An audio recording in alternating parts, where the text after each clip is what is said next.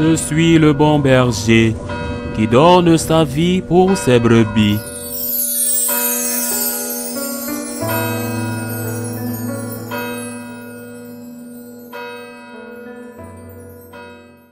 En ce temps-là, Jésus disait à ses disciples, « Un homme riche avait un gérant qui le fut dénoncé comme dilapidant ses biens.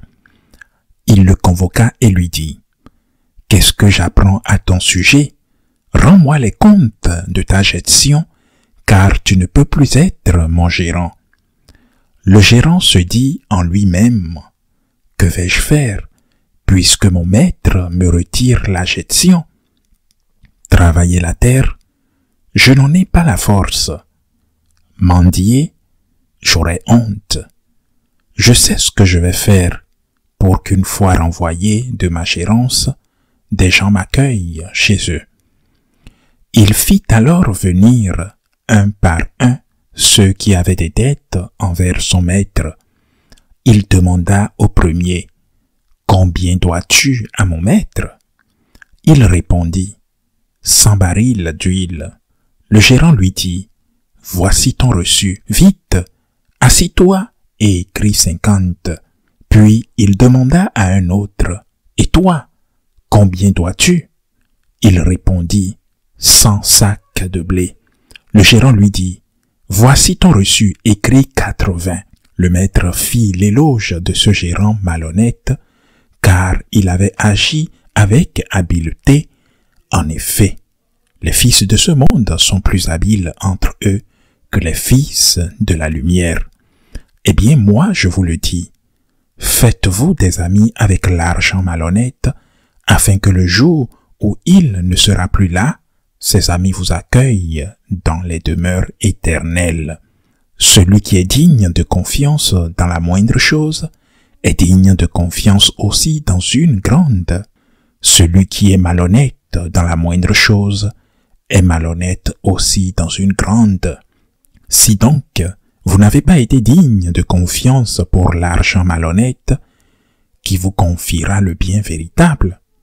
Et si, pour ce qui est à autrui, vous n'avez pas été digne de confiance, ce qui vous revient, qui vous le donnera?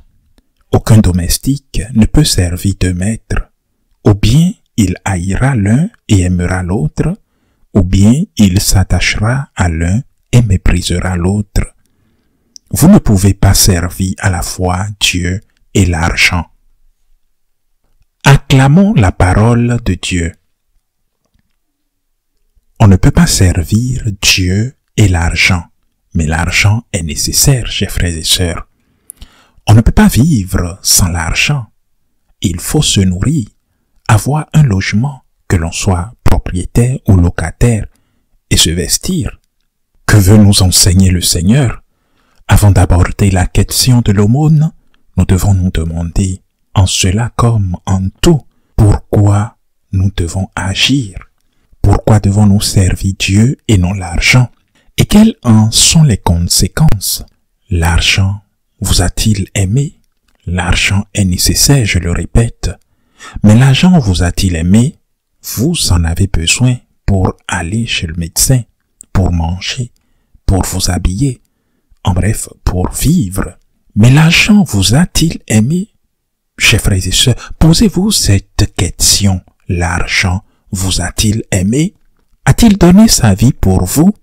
L'argent rend la vie plus facile, mais il ne la prolonge pas éternellement. L'argent ne vous fait pas de câlin. L'argent vous réconforte en partie, mais pas profondément. Jésus dit, en une autre occasion, « Là où est ton trésor, là aussi est ton cœur. » Alors, où est ton trésor, chers frères et sœurs? Où est ton trésor, ma sœur? Où est ton trésor, mon frère?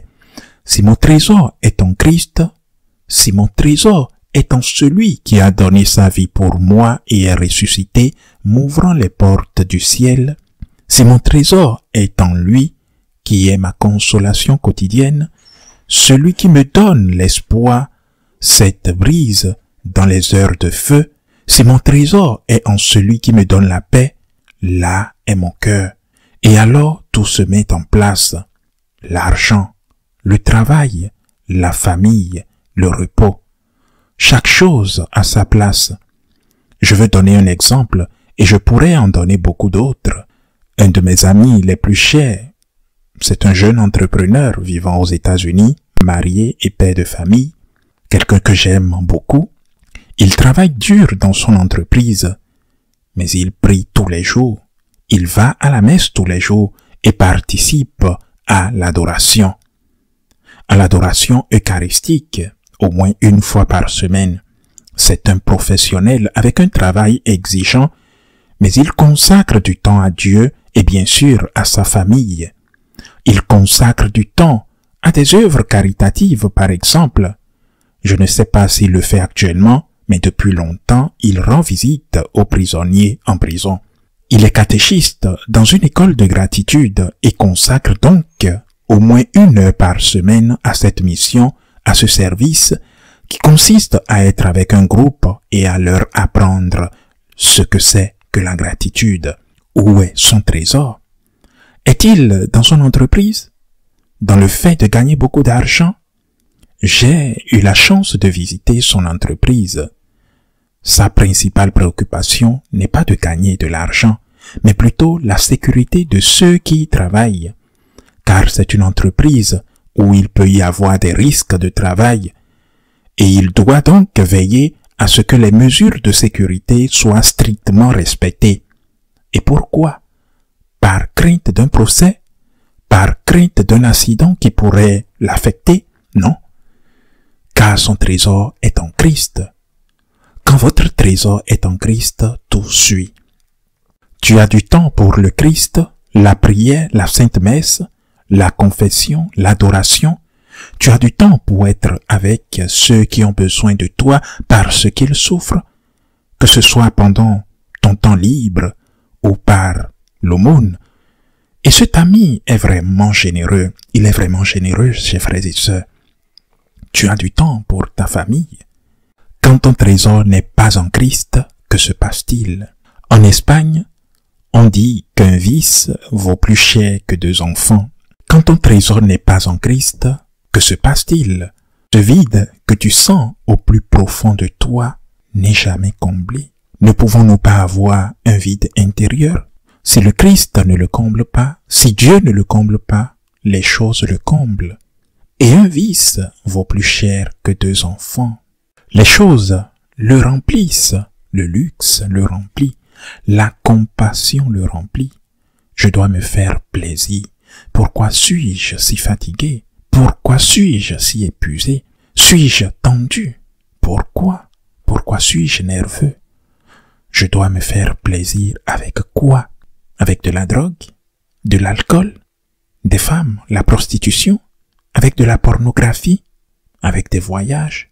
Tout cela ne comblera jamais ce vide si ton trésor n'est pas en Christ, chers frères et sœurs. Au contraire, ce vide grandira toujours plus, car tu t'engages sur une pente descente sans fin.